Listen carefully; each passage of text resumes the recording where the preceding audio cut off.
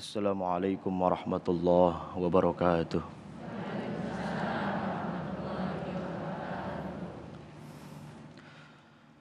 أعوذ بالله من الشيطان الرجيم.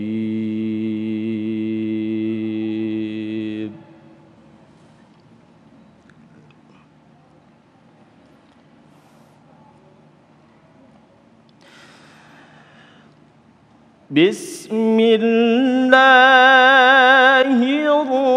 الرحمن الرحيم.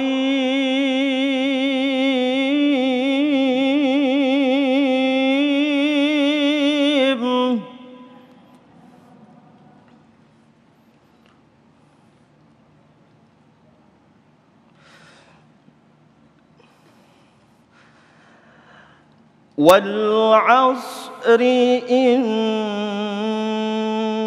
الإنسان لفي خسر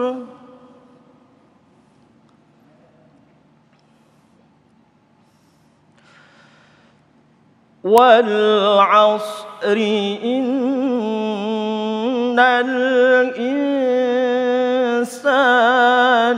لفي خسر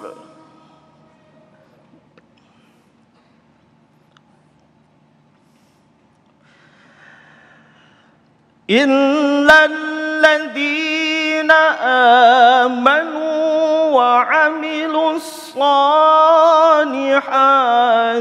وتواصوا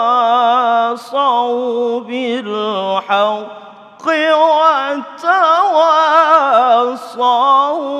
بالصبر.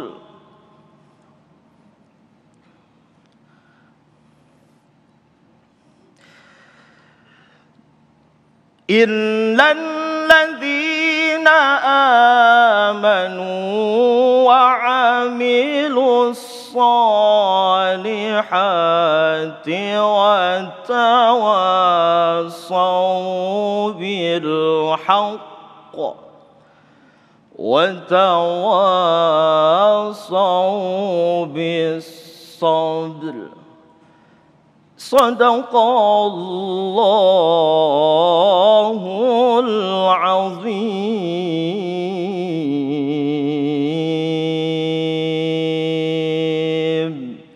Assalamualaikum warahmatullahi wabarakatuh. Assalamualaikum warahmatullahi wabarakatuh. Alhamdulillahirabbil alamin. Alhamdulillahilladzi an'ama alaina bi ni'matil imani wal islam. Asyhadu an la ilaha illallah wa asyhadu anna Muhammadan abduhu wa rasuluh la nabiyya ba'da. Allahumma salli ala sayyidina Muhammad wa ala ali sayyidina Muhammad. Segala puji pemirsa bagi Allah kita haturkan karena kita kembali dikumpulkan dalam Majelis Ilmu Damai Indonesiaku spesial Ramadan. Karena kita hadir setiap hari pukul 13.00 hingga pukul 14.30 waktu Indonesia Barat. Tema yang akan kita angkat pada kesempatan siang hari ini pemirsa adalah tema yang sangat dekat dengan keseharian kita. Bahkan ini sudah menjadi tradisi yang khas di Indonesia setiap bulan Ramadan, yaitu ngabuburit. Ya, ngabuburit dalam pandangan Islam. Itulah tema yang akan kita angkat pada kesempatan hari ini pemirsa. Alhamdulillah guru-guru kita telah hadir di tengah-tengah kita. Insya Allah nanti akan diberikan tausiah oleh Kiai Haji Syarif Mat Najih dan juga Kiai Haji Haris Hakam yang sudah hadir di tengah-tengah kita. Pemirsa, kita bersiaran alhamdulillah dari lokasi Masjid Al-Madinah Boarding School, Keradenan Cibinong, Bogor, Jawa Barat. Inilah Damai Indonesiaku spesial Ramadan yang dipersembahkan oleh Sarung Wadimor, tentu sarung kita. Selamat mengikuti. Bismillahirrahmanirrahim. Assalamualaikum warahmatullahi wabarakatuh. Alhamdulillahi rabbil alamin. Allahumma salli wa sallim ala sayyidina Muhammad wa ala ali sayyidina Muhammad. Amma ba'du, ayuhal jam'ul karim, para pengharap ampunan dan keridhaan dari Allah Subhanahu wa taala, pemirsa TV One dimanapun berada, dan para jamaah yang semoga Allah berikan kita istiqomah hingga akhir hayat kita. Dan petang ini kita berada di tempat ini akan mengaji sesuatu yang menjadi kearifan lokal, ngabuburit.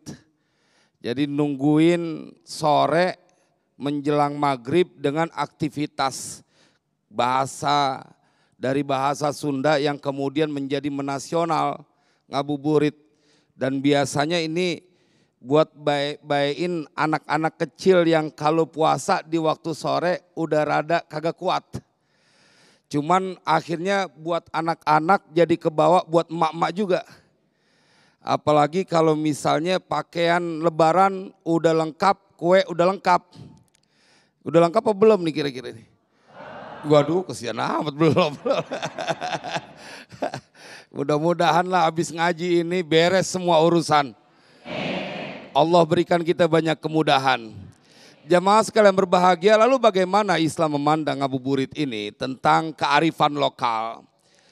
Bila kita melihat dari klasifikasi puasa yang disampaikan oleh Imam Ghazali dalam kitab Ihya, kalau dalam kategori puasa umum yang hanya menahan lapar perut dari keinginan makan dan minum serta syahwat kepada pasangannya di siang hari dari bulan Ramadan, tentunya ngabuburit dalam definisi bahwa jalan-jalan keluar menghabiskan waktu sampai kemudian menjelang waktu maghrib, puasanya sah-sah aja. Tapi kalau kemudian kita masuk kepada level kedua, shaumus sholihin, bila kemudian ngabuburit muatannya adalah menghabiskan waktu dan kemudian memberikan peluang anggota tubuh untuk melakukan perkara-perkara yang cenderung untuk berbuat salah. Ini yang berapa? Jadi kalau puasa level umum nggak ada masalah selagi ente ngabuburit kagak makan dan kemudian kagak minum, kagak berhubungan dengan pasangan, ngabuburit nggak ada masalah. Tapi kalau level puasa kita mau naik ke shaumus sholihin, ini agak beresiko. Karena kata Imam Ghazali bahwa shaumus sholihin kaful jawarih anil atham. Mereka menahan anggota tubuhnya dari perbuatan-perbuatan dosa. Dia harus mencegah pendengarannya dari perkara-perkara ghibah. Dia harus mencegah pandangannya dari sesuatu yang tidak layak untuk dia lihat. Dia harus menjaga lisannya dari obrolan-obrolan yang kemudian membuka aib dari saudaranya yang lain. Kalau masuk dalam puasa orang-orang soleh, ngabuburit yang diisi dengan perkara-perkara ghibah, kemudian ngerumpi. Biasanya kalau ngerumpi kan paling enak.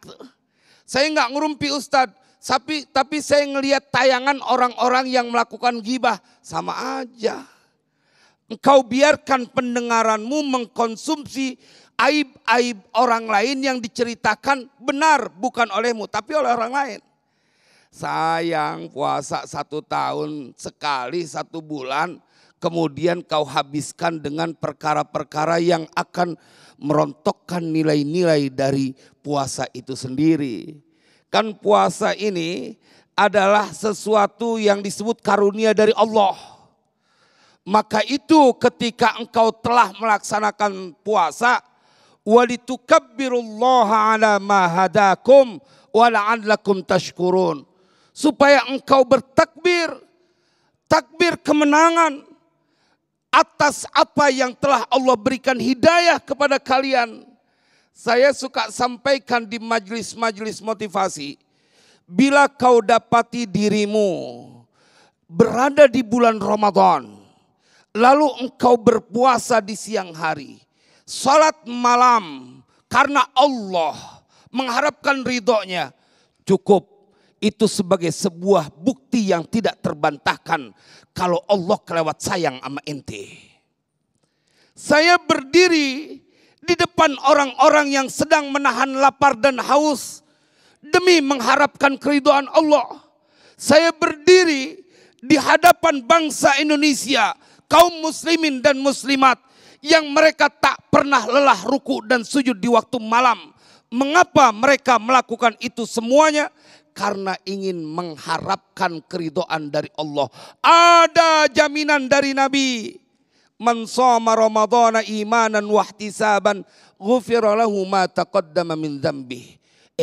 Dosa ente 50 tahun kalau sekarang umurnya 50 tahun sebab puasa karena Allah, ente akan mendapatkan ampunan darinya.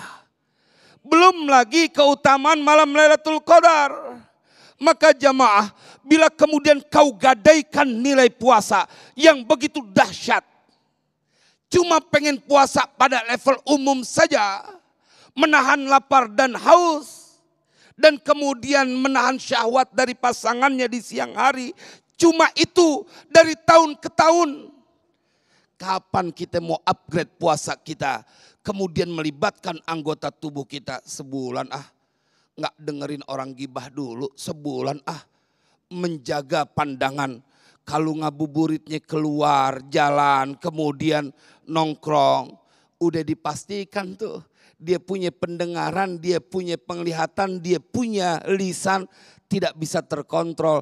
Tetapi kalau ngabuburitnya dia di rumah, tungguin habis sholat asyar nih, tanggung cuma 2,5 jam menuju maghrib, ilokan amat baca 2 juz kagak kelar. Kalau ngabuburitnya kayak begitu mah keren. Ada nggak yang kayak begitu?